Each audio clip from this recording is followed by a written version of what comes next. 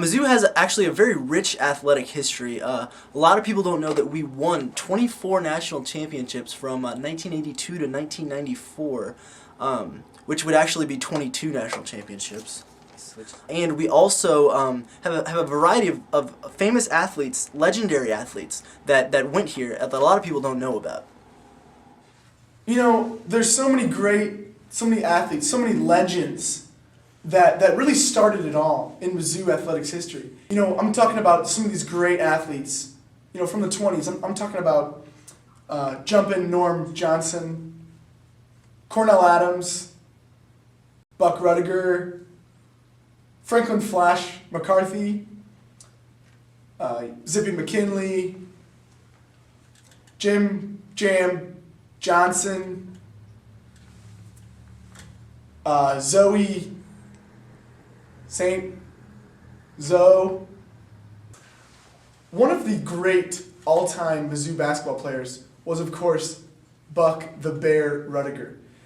Buck Rudiger was, without question, the best center of 1920s college basketball.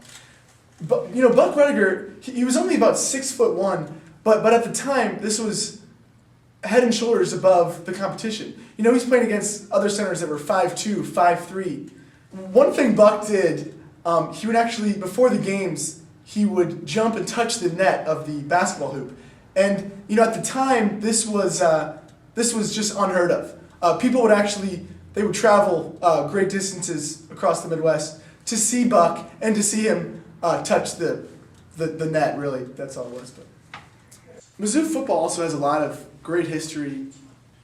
Cornell Adams he wasn't known for his throwing or his running or really any asset of his game he wasn't really known for. So he wasn't really that good. One of the great baseball players in Mizzou history, of course, none other than Quincy the Taxman Thomas. Quincy played in the late 50s, early 60s at Mizzou, and he was, without a doubt, one of the best shortstops in college baseball history. He hit for a .316 average, and he was just an absolute amazement to watch in the field with the glove. Quincy was a highly touted prospect for professional baseball. Unfortunately, Quincy's career ended abruptly with the integration of African American players into the Major League Baseball. However, it wasn't actually the African Americans that caused this uproar with Quincy. It was actually the Portuguese Americans that really he had this unquestioned hatred for Portuguese baseball players, and to this day we really don't know why. We don't know.